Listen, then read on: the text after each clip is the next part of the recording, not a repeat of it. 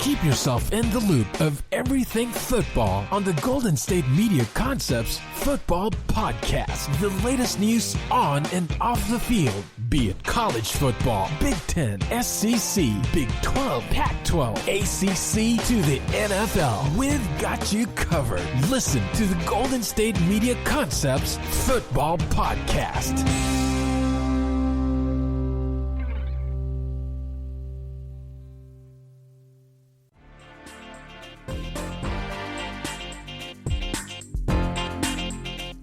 Welcome into the GSMC Football Podcast, right here in the GSMC Podcast Network.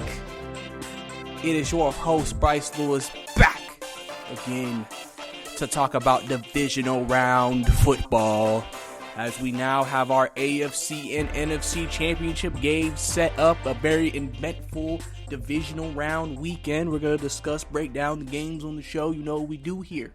Also, we have a lot of head coaches getting hired for teams. We only have 2 vacancies open now, which I'll discuss later, some of the thoughts on some of those vacancies that have been filled. Also, there's a growing sense within Houston that Deshaun Watson may have played his last snap. We'll talk about that as well. But welcome into the show once again. Welcome tuned in. We have a jam-packed show for you today. You can tell by the way I'm talking right now, I'm excited to talk about what's going on today in the world of football, as we now have our championship games settled, and we now also may have the end of an era for one quarterback. But let's go ahead and jump into the review and the recap of the games. We're going to start with the Saturday games. And the first game on the slate, Packers and Rams. Packers win the game 32-18. And listen, the Packers, after that Tampa Bay loss, we kind of looked at them and said, they still look like the same team from last year. Finesse, 2 Aaron Rodgers, Devontae Adams dependent. Their defense isn't good enough, isn't physical enough. They're gonna get bullied. And basically, you just felt like, oh, they're probably gonna have a great record, but they're not that good. And I feel like throughout this season, we have seen a growth. We have seen a growth of this offense. We've seen a growth of this defense. We've seen a growth of every player. Remember something. You know, Rodgers is in his second year in the system with Matt LaFleur. I feel like a lot of quarterbacks really make that jump in the second year of his system sometimes. You see it with Matt Ryan. Plenty of times in the second year of his system. Obviously, when he won MVP and the Falcons made it to the Super Bowl in the second year in the system of Kyle Shanahan. You know, Jimmy G as well. He got traded during the last half of the season. Then the next full year when they started with him, learned the offense, Super Bowl. You clearly know what I'm saying here. If you get to the second year, quarterbacks, even great ones, take off, and you're seeing that with Aaron Rodgers. That's why he's putting up MVP numbers. That's why he will probably be the MVP. And in this game, he looked unstoppable. Devontae Adams still looked like he won the matchup against Jalen Ramsey. And overall, the Packers just look like the better team. But we have to think about the Rams. The Rams came into this game banged up. Aaron Donald clearly was hurt. He wasn't the same player. It's hard playing with a rib injury. I'm sure anybody who's ever had a rib injury, any player of any level can tell you, when you have a rib injury, it's hard to breathe. And so it can make it hard to, especially for defensive linemen. I feel like you're having to use so much leverage to try to get on the offensive lineman. I feel like it takes a lot of lower body to midsection work. And so if your ribs are hurting you, it's like, man, I can't really put as much into it. You clearly saw in this game, Aaron Donald wasn't the same player that we have seen the entire year. And honestly, with Aaron Donald is the person who makes everything go. He completely penetrates the middle, and then quarterback's uncomfortable. Then he has to move out, and that's where the defensive ends for the Rams, like a Floyd, can get after the quarterback and get their plays. Well, when the middle of the field is neutralized, you clearly saw in this game they could not get pressure on Rodgers because of the fact Aaron Donald was limited. And so, basically, defensively, the Rams basically were not able to play up to the level they know they could have played at. And then offensively for the Rams, Jared Goff didn't have a bad game. He went 21 of 27. Like, he didn't play bad. But you could, still see, remember, he's playing with a thumb injury. He looked better in this game than he did last week, but he's still playing with that injury. The offense wasn't that explosive. They were able to establish a bit of a running game. Cam Akers still had a good game, but you could just tell the offense didn't have that juice it needed, especially playing against a hot team like Green Bay. The juice they would have needed to win that game, they just didn't have it, and it showed. But, congratulations to the Green Bay Packers. They've really, shut a lot of people up. They've really, rode the wave, and they've improved as a team, and now they're in a great position to get back to the Super Bowl for the first time in a decade, it feels like. And, when you have the MVP on your team, or eventual MVP, they're going to be the favorites. And it's decidedly so. I mean, they're the number one seed in the NFC, and they're going to have home field throughout, even though we know it's not full crowds because of COVID. But, it's just great for Green Bay to be back in the spot. All the questions about, is Rodgers even thinking about leaving? They drafted Jordan Love. All of these questions surrounding Green Bay, and now they're one game away from making it to the Super Bowl once again. They were in this position last year. Listen, Rodgers talked about it. The 49ers were like an unstoppable force. Well, now this year, it's the tables have turned, and it looks like Green Bay is now the unstoppable force. And then talking about the Rams, listen. The Rams, you had a top 5 defense. You had some injuries. If you're the Rams with Sean McVay, really you're at that point as a team. You don't have that many holes. Of anything, I think offensive line definitely is going to be something they're going to look at. If you look at Andrew Whitworth in those couple of games, if you look at how he played, he didn't really play the best coming back from his injury. So there's questions, did he potentially rush back too soon? And it actually may have hurted his team. But offensive line, I think, because they are a little older up there, so I would think they would maybe try to get a little bit younger on the offensive line. And then really overall, I mean, listen, unless they're going to move off Jared Goff, I mean, you're pretty much running it back next year with a lot of the same guys, as long as you have your core pieces for the most part. So the Rams, they've had a good season. There's nothing, to get down about. They did, obviously there were some games they probably think they should have won, games they probably should have lost. You know how the season goes. Things happen, but, they've had a great season, and, you got to give congratulations to them. And, hopefully, listen, the Rams are going to be back next year. They're going to be a tough team next year, and they may be right back in this position again. So, great job for them. But like I said, Green Bay, congratulations to them making it to the NFC Championship game. Rodgers, like I said, he's going to be the MVP.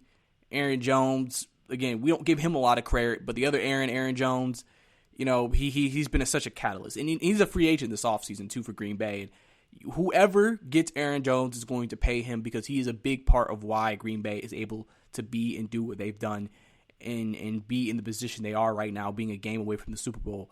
And so, Green Bay, like I said, they're going to probably be favorites in next week's game, and, as they should be. So we're going to have to keep an eye on that. But, yes, but like I said, Packers defeat the LA Rams 32-18 and advance to the NFC Championship game. And then, in the nightcap of our Saturday games, we have the Baltimore Ravens as they went against the Buffalo Bills. This was an ugly game.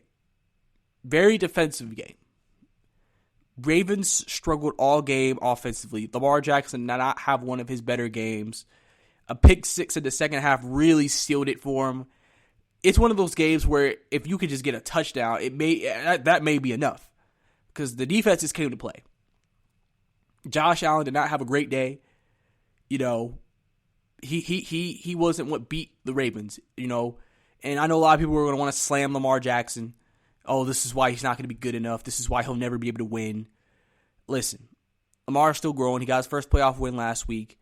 This Ravens offense wasn't never as explosive as they were last year. Remember, Baltimore's offense was literally scoring 30 points a game back last year.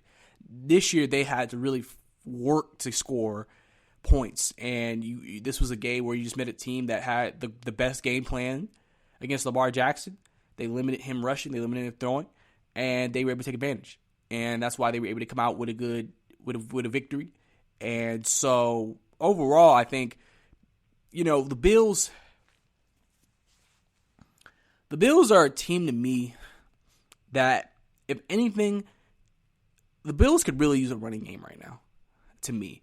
If you watch this game, I just feel like a running game would really help out right now. Because when you kind of become slightly one-dimensional, you kind of become easy to kind of defend. Because people kind of know what you're going to do, overall. And listen, their leading rusher was Devin Singletary with 25 yards on 7 carries. That's just not going to get it done. And this was a game where, Josh Allen played well, but didn't have a spectacular game by any stretch of the imagination. And basically, listen, if you look at these numbers, the 2 receivers who really did something for was Stephon Diggs and John Brown, who you would expect. And so, overall, the Bills, they didn't have a great offensive day either, but they did what they needed to do. I mean, if you look at the yards, listen, Baltimore outgained Buffalo 340 to 222 in total yards. Beat them in passing yards. Lamar Jackson had 190, and the Bills had 188. I know it sounds like overall passing yards, because remember Hundley came in. If you don't remember, Lamar Jackson got hurt with a concussion late in the third quarter. But then you got Baltimore obviously winning the rushing debate, because that's their strength, that's their bread and butter. But the one thing that's just going to kill Baltimore is that one turnover. That one pick six is really what destroyed the game. Because if you look at the numbers, Baltimore should have won this game. More rushing, more passing, more first downs, more sacks, more total plays, but the turnover. They couldn't turn anything into points. And listen, Buffalo, you could have even said they should have maybe won. Their kicker missed two field goals. So overall, the Bills really did play a great game. And listen, we could talk about Justin Tucker. He went 1 of 3 in the game. The kickers clearly didn't have a great game in this one. That would have gave him 9 points. Still would have needed a touchdown. Like I said, it was an ugly game all around. It was definitely not a pretty game. If you came to this game expecting fireworks, that's not what you got here. You got an ugly game. You got 2 defenses who really came out and played. And kickers were on their A game. Passers were on their A game. It was an entire thing. So overall, if you're Baltimore, I've said this multiple times. If I'm Baltimore, if I want to try to get this offense to the next step, I definitely need to try and acquire another big play receiver. I think that's going to be something that's going to really take this offense to the next level. We saw what Stephon Diggs did for Josh Allen this year. He became a better quarterback because of Stephon Diggs having that big play guy. And I think that's what Baltimore needs. Because, of course, you're going to be able to run the ball with the running backs that you have, Gus Edwards and J.K. Dobbins and Lamar Jackson. But you got to be able to throw the ball, and you saw in this game they couldn't. And that's really what hurt them at the end of the day. And, I'm sure they're going to be running back next year. Baltimore has always been a team of consistency, good every year. I don't see any reason why they wouldn't be. Now, they may have to revamp some things, but I think they'll be right back in it next year. And then the Bills, congratulations to them winning the game. Tough game. Now they go on to the AFC Championship game next week.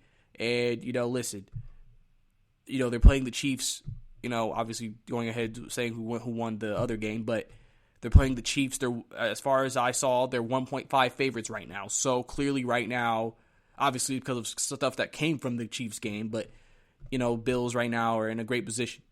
Bills Mafia is fired up and they're excited, as they should be, because their team is 1 game away from now making it to the Super Bowl and potentially bringing a Super Bowl back to Orchard Park, New York. Buffalo, New York. So, we'll have to see what happens. But that's all the time we have for this segment. Coming up next, we're going to get into the Sunday divisional games, recapping that. So stay tuned.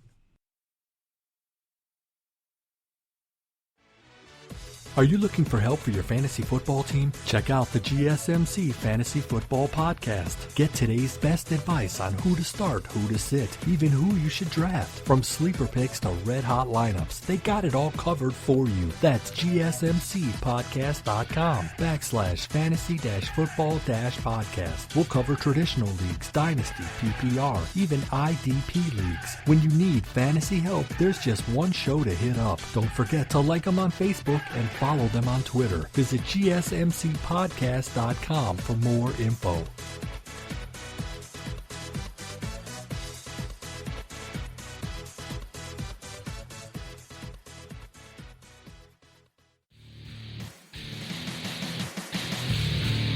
Welcome back to the GSMC Football Podcast. Last segment, we discussed the Saturday divisional games, recapping who won. Winners coming out, that being Green Bay and the Buffalo Bills. So they've advanced to their championship games. And now we're going to get into the Sunday divisional games. But before we do that, I'd like to remind all of you, please don't forget to follow us on Twitter at GSMC_football. So you can keep up with all the latest things, happenings in the world of football over on the GSMC side. We love to talk about all the highlights, games, reviews, biggest moments, and biggest news coming all from the NFL and college. So please, if you're interested and you have Twitter, don't forget to follow us at GSMC_football. Now we're going to get into those Sunday games, and I honestly feel like the Sunday games were more exciting than the Saturday games, in my opinion. So, we're going to go ahead and jump right into it. So we got the Cleveland Browns versus Kansas City. This is a game of two teams with two contrasting styles. Cleveland more of a ground pound team. Obviously, we know Kansas City is an air it out team because of the weapons. Baker Mayfield coming off the biggest win in the Cleveland history, and obviously his first playoff victory in his first game, going against Patrick Mahomes. And listen, first half, Kansas City looked clearly like the better team. And then obviously there was that play where Higgins was extended towards the end zone and Sorensen hit him and he fumbled it out of the end zone, which then resulted in a touchback. And Kansas City got the ball, but at the same time, if you remember that play, Sorensen led with his helmet, and basically it should have been called a helmet-to-helmet hit, and they didn't call it, which basically now if you look at how the game ended, that probably would have beaten Kansas City. And, if you're Cleveland, you're always going to think about that play. If they had just called that, we may be in the AFC Championship game right now, but they're not. Kansas City won this game, and, it was a tough game for Kansas City. In the third quarter, they lost Patrick Mahomes to a concussion. And Patrick Mahomes, earlier in the game, injured his toe. And so he was already dealing with an injury. If you saw the game, he was limping. He obviously seemed very hurt, but he was going to play through it. It was just going to be hard for him to move. It was going to be hard for him to put pressure on the front of his foot because of the toe. And then the concussion happened. Everybody held their breath, watching that image of him trying to get up, being dizzy, woozy. Obviously you hate to see that. And they lost him for the rest of the game. And Kansas City was like, oh, snap. Because it's like, he's the face of the franchise. He's the $500 million man. He's the guy. And losing him in a crucial playoff game was big. And then Cleveland went down and scored. It was because they actually had scored before he went down. And then Cleveland got the ball back, went back down the field, scored again. And now it's just like, oh, snap, we don't have our star quarterback.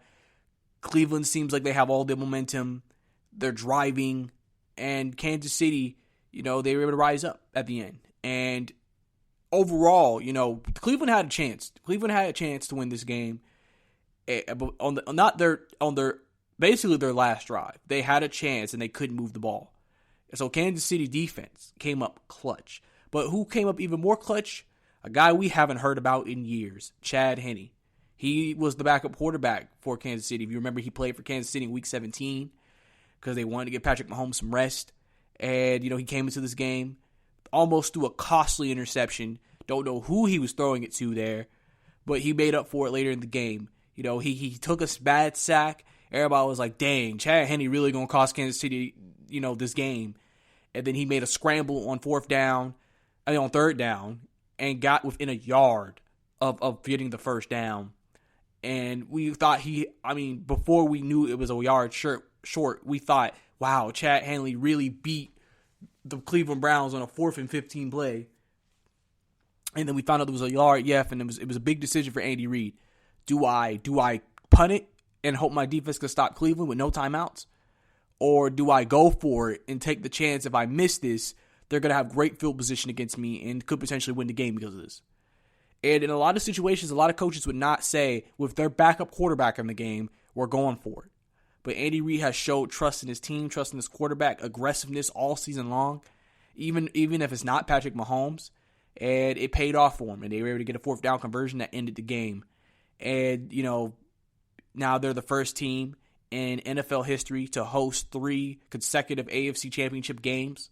So that's a big accomplishment. Andy Reid is the only coach in NFL history to bring a team to 3 consecutive conference championship games. 3 years in a row he did it with the Eagles, and now he did it with the Chiefs. Andy Reid clearly has shown himself as one of the greatest coaches of all times. I know people have never really put him in that discussion. We know him as probably one of the greatest offensive minds, but we have to honestly put him up there as one of the greatest coaches of all times as well, especially if he wins another Super Bowl this year with Kansas City. But obviously the big thing for them is Patrick Mahomes going to be ready next week. He's going to enter concussion protocol, and sometimes depending on the symptoms, depending on how he progresses throughout the week, will determine if he will be able to play next week. Because if he doesn't, it's going to look very bleak for Kansas City. But we've seen crazier things happen. And if he does play, we're going to get that true matchup of Josh Allen versus Patrick Mahomes, which I'm sure a lot of people would prefer, and we'll put them in a great position to have a showdown and all for the marbles to go to the Super Bowl. So, it's going to be a great game next week between the Bills and the Kansas City Chiefs, I think, if Patrick Mahomes definitely does play. But on the Browns side of things, congratulations to the Browns. They've had a fantastic season.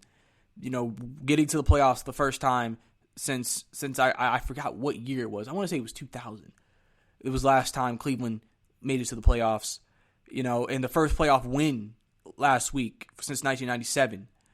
And, it was just big for Cleveland this season. Reemergence. Kevin Stefanski probably going to be coach of the year. Getting this team where they are, having a chance to even make it to the AFC Championship game. This Cleveland team is going to be around for a while. I think Baker Mayfield has quieted his haters. He's solidified himself as the quarterback of Cleveland. And, they have nothing to look down on. You could say they were not even supposed to be here right now. And they got here and they almost even made it even further. So, congratulations to that entire team, coaching staff. Listen, Cleveland, great running team. We'll see what happens with Odell Beckham this offseason. I think they need to make some upgrades in the secondary and linebacker. But overall, this Cleveland team, they're going to be a team, I think, because, again, we don't know what's going to happen with Pittsburgh and Big Ben. Baltimore, we'll see what happens with Lamar Jackson's growth. But legitimately, Cleveland could be the best team in this division next year. And, and that's something you've never actually said coming into a season before. And how long? The Cleveland Browns are the best team in the AFC North. You haven't said that in forever. So, I think it's just, great for those guys. And, I only wish them success moving forward. So, we'll have to keep seeing what happens with that. But, like I said, tough way to end the season. But, great job for everything done. And great job to the Kansas City Chiefs holding on without Patrick Mahomes, showing the fight of a champion, and now still having a chance to defend their crown next week in Arrowhead against Buffalo coming to town. I expect that to be an exciting game. Don't forget, like I said, Buffalo is starting out as a 1.5 favorite right now, and I'm sure that line will change if Patrick Mahomes is confirmed to play or not play. So we'll have to keep an eye on that. And then in the last game of the divisional round, and potentially the last game, or most likely the last game of Drew Brees' career, Tampa Bay defeated New Orleans Saints 30-20. And before I get into Tampa Bay, we just got to keep it real. I keep it real in this podcast with you guys. I think if you watched that game tonight, you saw Drew Brees, you said he shot. His arm is shot. Drew is just a guy who, I think like we've seen this the last few years. And that's why they've struggled in the playoffs. After even though you thought, Drew didn't play a few games this year, the Saints always have had to run a short pass offense, mid to short, because Drew Brees can't throw the ball really that well down the field. I mean, he could throw a 20-yard play, but it has to be very, he's a timing guy. And the thing is that Sean Payton's such a good offensive coach, it can work in the regular season. But in the playoffs, teams, you're going against the best. They know what you, especially in this game, playing Tampa Bay for the third time, they know what you do. And you just saw on the interceptions, it's just his arm is shot. He looks shot. He's not able to wheel this team forward. And I've always said the Saints, the fact that they don't have the ability to just sit there and say, okay, we need a big play. We can get that big play. Because that's what I think has always been a hindrance for the Saints. They can't say, okay, we can get play action, somebody go deep, 60 yards down the field, touchdown. It has to be kind of a methodical type of play, or they have to get players in space and hope they can break something. Drew Brees is not a guy who can light it up down the field. You saw on the other end with Tom Brady, big plays over the top, because they have the ability to do that because Tom can still go deep. Drew couldn't. So you know how to play the Saints. And you saw that manifest itself late in the second half. This isn't probably the way Drew Brees would want to go out. I'm sure this isn't the way Drew Brees would want to go out. And, it's probably a tough loss. But, we can't also overrule that Drew Brees is probably one of the top 5 in some people's eyes, in my eyes, quarterbacks to ever play this game. And, the Saints are going to have an interesting decision next year with quarterback. We've heard the rumors about Taysom Hill being the next guy. We've heard that they love Jameis Winston, so would he be in the mix? My good friend Ethan said, sell out for Deshaun Watson. I mean, since Deshaun Watson looks like he's going to be on the market. And so the Saints obviously have some decisions to make this offseason. Drew has a big decision to make.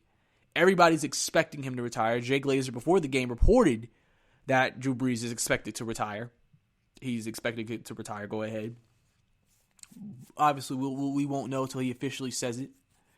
But, he's had a great career. I appreciate him, watching him over the years. He beat my Falcons a lot. And, he was always going to be a thorn in my Falcons side. And, listen, he brought, Louisiana a championship in 2009. And, we just can't take away from what he has done for the city of New Orleans. And, overall, he's going to probably be a first ballot Hall of Famer, and he deserves it. So, Drew, wish him the best. He has a broadcasting world waiting for him, so we may see him in the booth next year. So, this really may have been the end of the Drew Brees era in New Orleans tonight. And one era that continued on is Tom Brady. He's 14-2 in divisional playoff games, going to another NFC, his first NFC championship game, because this is the first time he played in the NFC. He's going against the red-hot Green Bay Packers. They destroyed the Packers early in the season. I don't think the Packer team that they played then is the same team now. Like I said, I think the Packers are hot. And it's going to be a very interesting match between two great quarterbacks. Somebody actually pointed something out. The quarterbacks in the AFC, all of them were in their 20s. The quarterbacks in the NFC, all of them, outside of Jared Goff, were 35 and up. So you clearly see age rules the NFC and youth rules the AFC. So we're gonna, that's a pretty interesting, thing to look at. But overall, congratulations to Tampa Bay making it to the NFC Championship game. Tom Brady doing it again, and we'll see what he does next week against Aaron Rodgers. And I think is going to be a great game. And so that's all the time we have here for this segment. Coming up next, we're going to shift into some more news around the world of NFL. So stay tuned right here on the GSMC Football Podcast.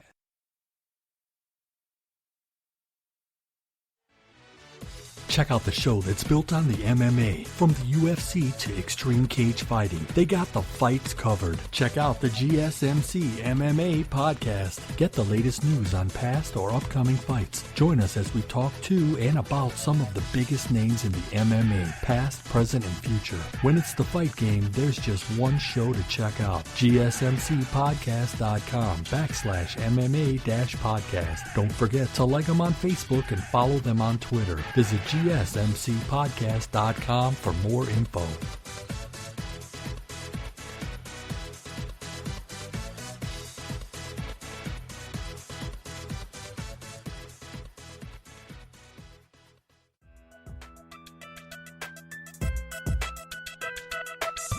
Welcome back to the GSMC Football Podcast. Last segment, we broke down the divisional Sunday games, recapping all the action, everything that happened in those games. And so your AFC and NFC championship matchups are set. We have Buccaneers and Packers, first game of championship weekend. And then in the second game, we have Chiefs and Bills, a great matchup. We got Brady versus Rodgers, and we got Mahomes versus Allen. So I expect that to be a great weekend of football next week.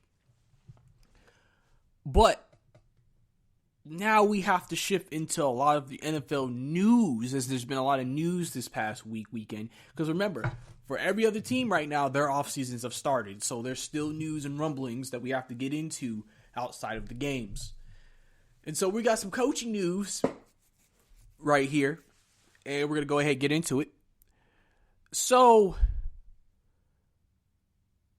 the Eagles, we know about them firing Doug Peterson. And so one of the big questions with the Eagles was what's going to happen with Carson Wentz. Well, according to reports, teams or people who are candidates for the Eagles job have been getting told by the Eagles themselves or whoever is in the interviews talking to them that they think Wentz is fixable. They think Wentz is possible. Ian Rappaport reported this. They think Wentz is fixable. They want him as the quarterback next year.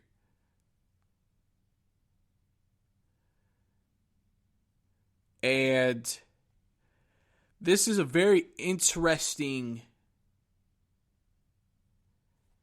That's interesting, because usually you hear teams sometimes, okay, whoever we hire, they going to have the power to make that decision, or, they're at least going to work with the GM, owner, whoever, to discuss that.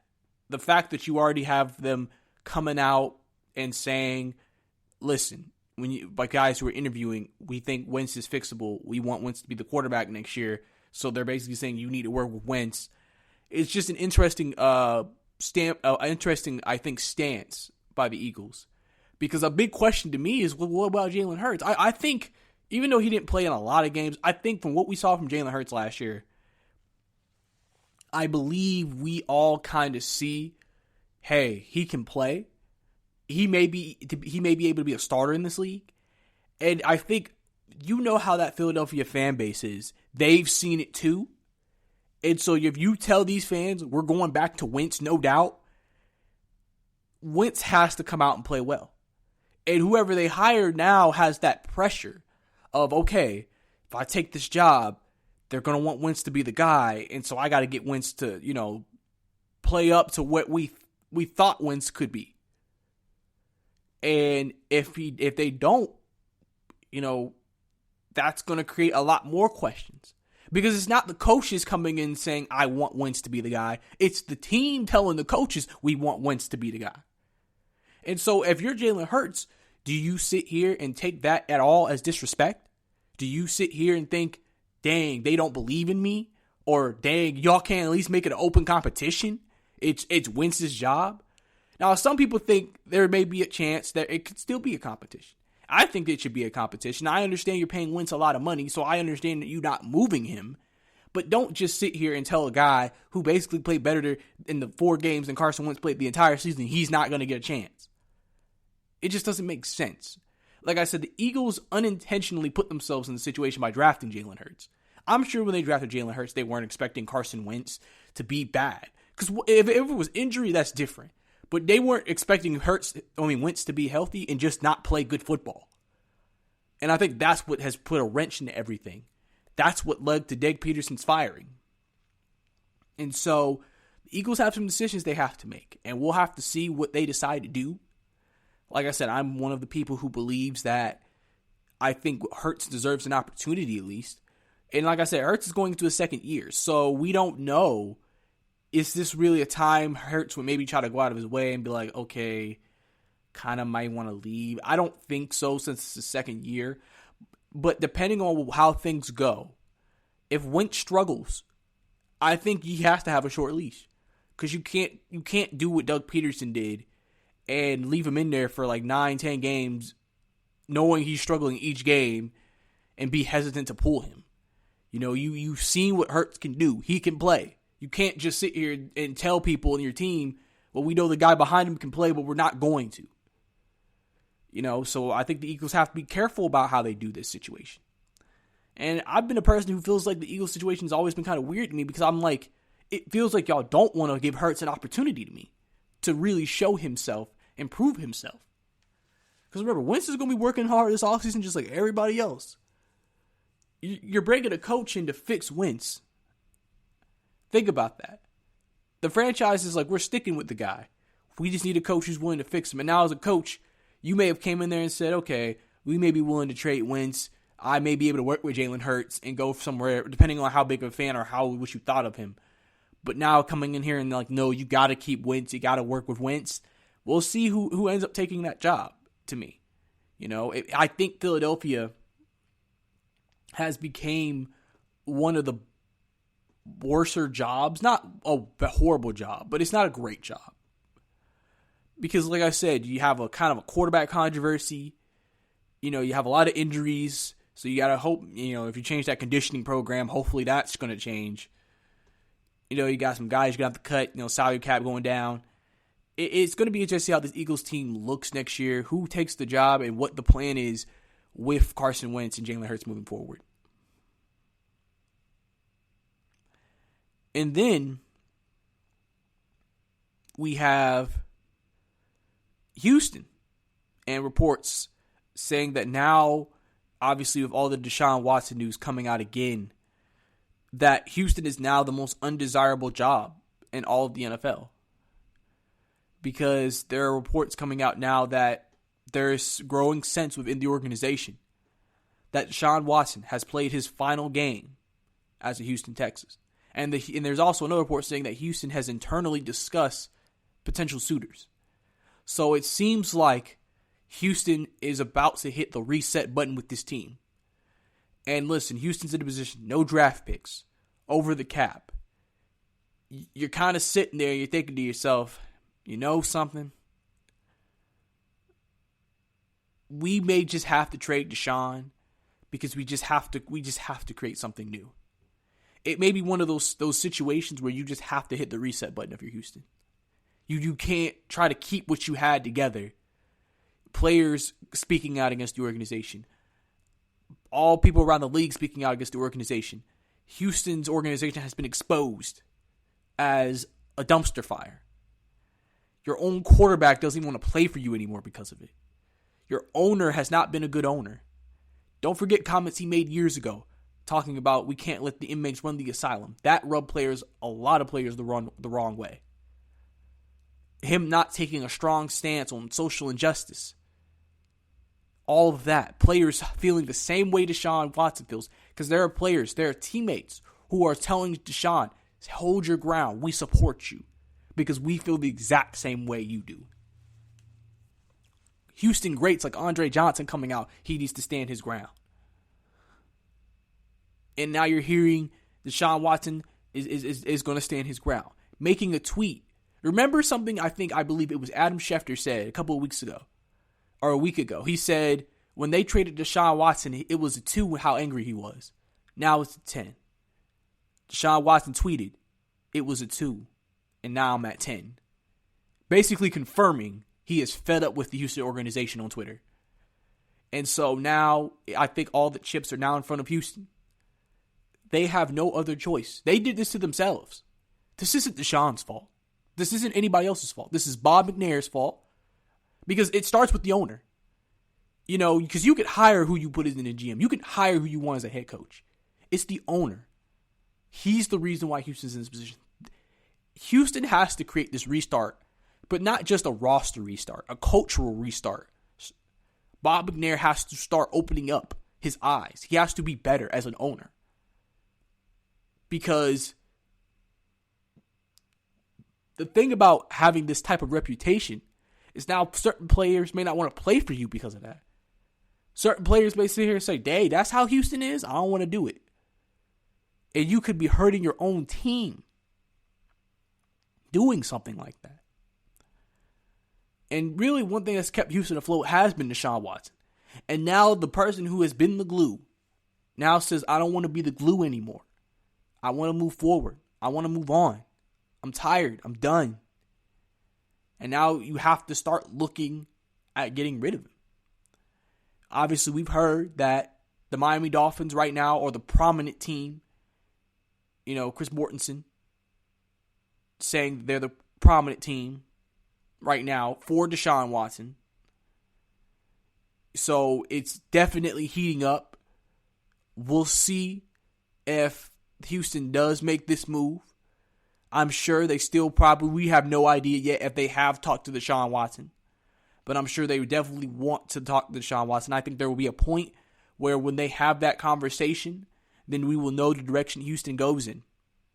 But like I said, at the end of the day, this is Houston's fault. This is no one else's fault but Houston's. They put themselves in this position. They rubbed Deshaun Watson the wrong way. They didn't have to do this, but they did because of the decisions they made. Remember, Bob Myers, not Bob, why did I say Bob Myers? I go on stage GM. Bob McNair, he hired Bill O'Brien. He gave Bill O'Brien the power. He gave Bill O'Brien the power to trade away DeAndre Hopkins, to trade away draft picks. It wasn't Bill O'Brien. It was Bob McNair who did that. And so now they're paying for it. And now the final blow to the entire organization is now your quarterback. The guy that you looked at as the savior of your franchise. Though as long as we have known Houston outside of Matt Schaub and his 2 great years in Houston, they have never actually ever had a quarterback that was good. That was actually a franchise QB until Deshaun Watson.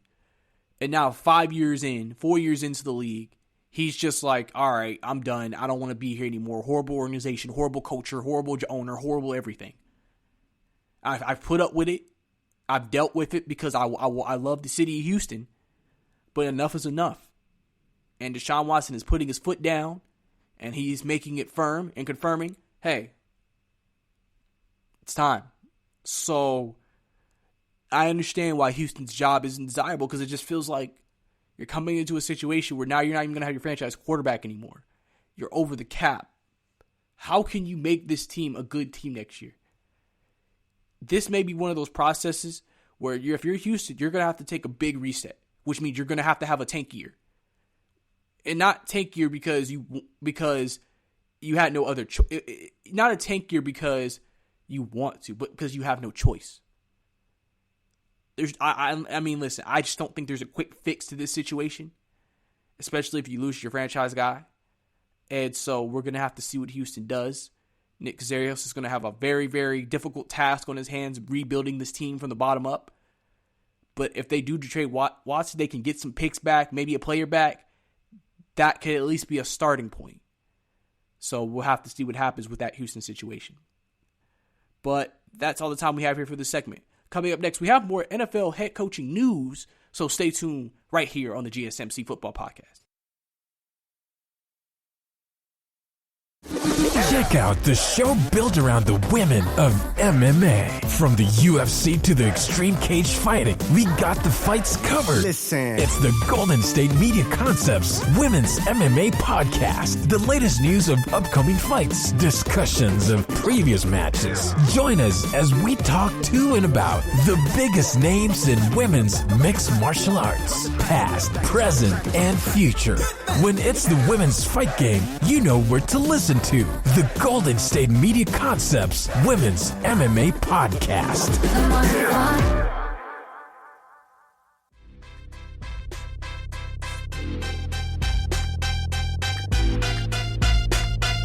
Welcome back to the GSMC Football Podcast. Last segment we discussed the Houston job now becoming, or reportedly becoming, the most undesirable job in all of the NFL.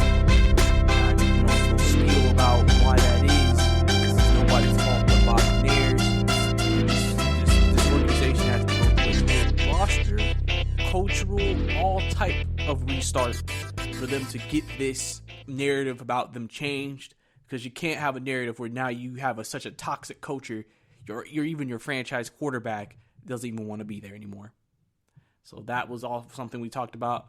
We also talked about Philadelphia and how they've been telling candidates that they think Wentz is fixable and they want him to be the quarterback next year. So now if you're the head coach candidate for the Philadelphia Eagles, you're coming to a situation where maybe you thought we might still go with Wentz, or if you wanted to go with Hurts potentially, now you're basically being told we're going with Wentz, but I do feel like that Hurts deserves a chance. And so it'll be interesting to see how everything plays out. So that's what we talked about last segment. So this segment, we're going to get into some more head coaching news, as we have some hirings that have happened in the last few days. I'm going to discuss my thoughts on some of the hires that have actually been confirmed by the time of this recording. So first, we're going to talk about the big hire of Urban Meyer. Urban Meyer has agreed to become Jacksonville's new head coach. And that was something that we were expecting for a while. That was something that we were not us, but that has been reported. A connection between Urban and Jacksonville, gives Jacksonville that spice, gives them that flair at head coach, makes them interesting as a franchise now with Urban Meyer. And listen, he's coming to a job, number 1 overall draft pick. He didn't commit to Trevor Lawrence, but literally every coach does that. They're going to not say they're going to get a guy, and then they know they're going to get a guy. But we pretty much know Trevor Lawrence is going to be the quarterback of the Jacksonville Jaguars. Urban Meyer has a lot of cap space to work with, so he can build this team however he wants. This is going to be interesting for Urban being a college coach. Because college, you honestly could just recruit the best players at every position. Obviously, you may have needs. Okay, we're losing a lot of offensive linemen, so it's very big for us to get offensive linemen commits this year. But overall, you can always get who you wanted for the most part in terms of the type of players. There were literally 12 to 15 players from each position you wanted. If you could get 3 to 4, that's a plus. Where the NFL, you have cap space, you may not be able to get every single type of player you want for every position. So there may be a position you may have to work with what you have. You may have to hope development happens. And we're going to have to see how Urban Meyer does with the inner workings of the NFL, knowing that he doesn't have just the ability to pick 5-star recruits off the street, that, every guy has to be evaluated. Who's actually good, who isn't. Luckily, he has an advantage. I feel like being a college guy, an analyst, he's watched a lot of these rookies coming in this year. He's scouted a lot of the guys that are coming in the next few years. So he maybe has a better background potentially on every player from a drafting perspective. But we'll see how he does the inner workings of contracts, assembling a team through free agency, what kind of team he wants to build in Jacksonville. I think that's going to make things very interesting. But Jacksonville got their guy. And now we just got to see what Urban Meyer does with all the capital that he has in Jacksonville. Also, another head coaching hiring. The Atlanta Falcons hire Tennessee offensive coordinator Arthur Smith. This was a hiring that a lot of people expected because of the fact that, Arthur Smith is someone who, is from the South, runs a similar offense to what Kyle Shanahan ran. So people looked at that as a connection to Matt Ryan, knowing that was his best year came from that offense. A lot of people actually on this hire was actually very up and down within Atlanta circles, because a lot of people said, well, he had Derrick Henry, and then obviously in the last game against Baltimore was not one of his best called games, so people were like, I'm not sure about him. The Falcons are also about to zero in since the Saints were eliminated on the player personnel, Terry Fournette, so they're going to get him to pair with Arthur Smith. But Arthur Smith is a very good hire, offensive mind. This is the first offensive-minded head coach that Matt Ryan has ever had in his career. Remember, the last offensive-minded head coach, I think, maybe was Dan Reeves. Because remember, Bobby Petrino, I guess, but, really Dan Reeves. Because remember, Jim Moore, a defensive guy. Mike Smith, a defensive guy. Dan Quinn, a defensive guy. They've really been on a trend of hiring defensive guys. And now people are looking at this with Arthur Smith. Maybe this is Matt Ryan and Julio Jones's last chance to make a push to try to win a championship in Atlanta. So it's very interesting to see what's going to happen in the city of Atlanta. Like I said, Atlanta situation, you're over the cap, but you're not over the cap like other teams. You're going to probably make a couple of cuts. You got to make some additions. You got to prove some things. You still have talent. Running back position, I think Atlanta offensively is going to be looked at. Because you're right, Arthur Smith doesn't have Derrick Henry in Atlanta. He doesn't have a guy he could just say, Derrick Henry, get me 5 yards because you're Derrick Henry. He's going to have to figure out that running back group, figure out who he likes, who he doesn't like, who he wants to bring in. I'm sure I wouldn't be surprised. I'd keep on for the Atlanta Falcons, Corey Davis. He's a free agent this year. I know you may think, well, they have Calvin Ridley, Julio Jones. You never know. Maybe Arthur Smith may want to add another wide receiver to the group. It's unlikely, but just a name to throw out there. So potentially that's somewhere they could go. But I think Arthur Smith's a really good hiring here. I think he'll do a good job at Atlanta. Because you could honestly even say, outside of Derrick Henry, he may have better offensive personnel in terms of skill positions than he had in Tennessee. Now Tennessee had the better running back. But if you look at the wide receivers, Julio and Calvin Ridley and Russell Gage and then Corey Davis and A.J. Brown, I think you would take Julio and Calvin Ridley. So, I think that he can do something with this. It's just all about, putting it all together in Atlanta and getting Atlanta back to where they expect to be, which is a winning team. So that's going to be big for them moving forward, going into the future. And then for the New York Jets, they have hired Robert Saleh. Defensive coordinator for the 49ers to be their new head coach. He is a guy who, people have been thinking he should have had a job last year. He is a leader of men, a handsome guy, good-looking guy, someone who you heard in reports with the Jets, they kind of wanted a guy who could handle the New York media, handle everything that comes from New York. New York is not like every other market. You got to really have some tough skin and really command the room to handle it. Either you take that New York environment like Rex Ryan did and go with it and it makes you who you are, or you're someone who maybe not is but can handle it. And I think Robert is a guy who can do that for them. He looks like he is a leader of men. Everybody in San Francisco loved him. All the defensive players had positive things to say about him. And so, he's getting this opportunity in New York. People think now that, they've gotten him, there's been reports that they're going to probably end up keeping Sam Darnold. So, and I honestly feel like, he's a guy, seems like to me, the line of scrimmage is probably one of the most important things to him. He just looks like a guy, he's just like, I want my lines to be the best. And who's going to be available at that second pick, the best tackle to come out in forever. And so I definitely think Swole is a guy that they're going to go for and draft with the second pick in the draft. And then you're going to go with Darnold, and then, you continue to make some additions. Remember, with that Jamal Adams trade, they have 2 first-round picks.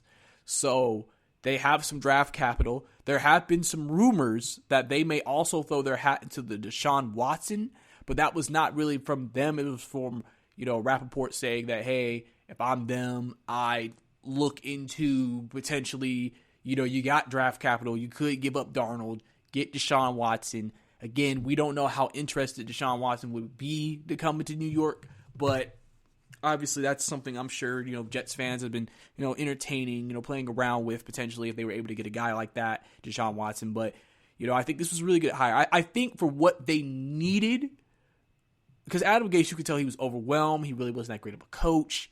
New York will expose Adam Gase. New York will expose you. And I think they got a guy who was very, tightly, fit, knitted, guy who seems like he could handle it. And I think he'll be good for what they're looking for. They wanted a particular candidate. They feel like he was the best candidate available for that, and they got with him. So overall, I think it works out, and I think that they're going to be in a good position moving forward and everything of that sort. So good hiring for the Jets. Also, the Lions hire former Dolphins interim head coach and Lions offensive line coach Dan Campbell. He is now the head coach of Detroit. Dan Campbell is a guy who,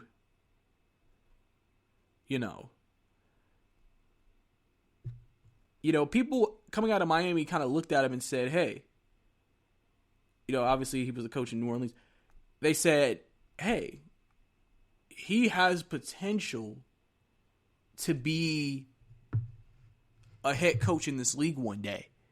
With what he showed, and I think he impressed a lot of people. He got, he was with Sean Payton, learned under him, and I think he feels pretty good about this. It'll be interesting to see if he can, fix this Detroit job. You could literally say this is probably one of the worst jobs in the league.